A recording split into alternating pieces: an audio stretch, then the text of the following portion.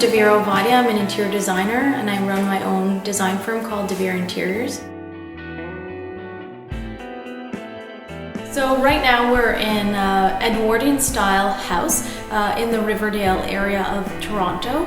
This house was built in the early 1920s and it's been since restored.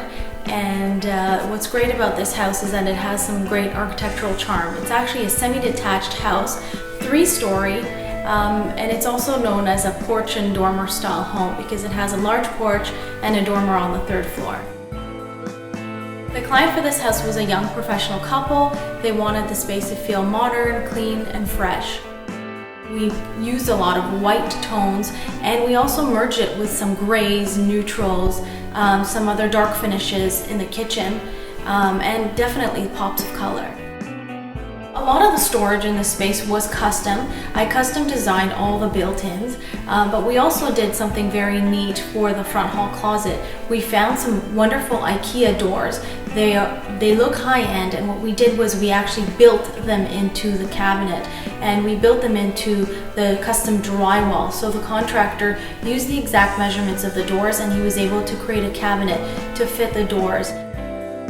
We do have great ceiling height in this house, so we want to ensure that we're maximizing it all the way to the top. Keeping things stumped and short will actually make the space feel low and will not give it that linear height that you want. So because we don't have the width, we want to make sure we're going with the height. So in order to create distinction between your living room and dining room when it comes to an open concept space, you want to ensure that you're defining the rooms. So in your living room, you will define your room with an area rug, with chairs that create a gathering area. In the dining room, you may create a focal element with a chandelier that comes down, and that will create that zone. There's different ways of emphasizing the zones with artwork, rugs, pieces of furniture, and ensuring that each space still feels like it's on its own, but it functions as a whole in a very open concept space. Scale is such a huge factor when you choose any type of furniture. So in the living room, we wanted to ensure that the sofa didn't feel too oversized. The sofa should always be a minimum of 6 inches away from the wall, just to feel like there's a little bit of breath. Otherwise, it feels like your sofa has been pushed back and stuffed onto that wall.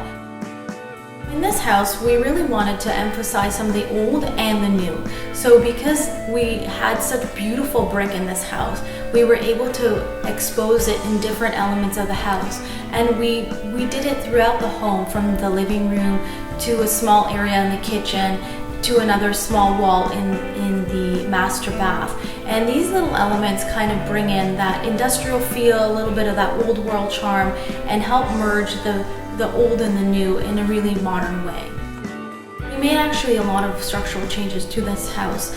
We did knock down the wall between the living and the dining room, and we made a little bit of changes to the staircase as well as to the 3rd floor, which we converted into a master bedroom.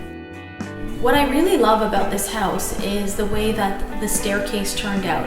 I really love the detail of using a drywall banister and not having to spend the big bucks on glass or pickets. Keeping things simple but budget friendly, going with a high-end look but not going with the highest end products, is exactly what we were doing in order to try to achieve that final look and be able to fully renovate this house from top to bottom.